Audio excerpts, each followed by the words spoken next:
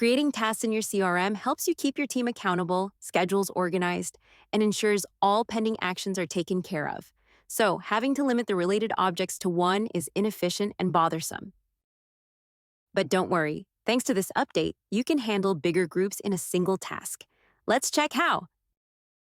Head to the Tasks tab inside the Contacts section and click plus Add Task.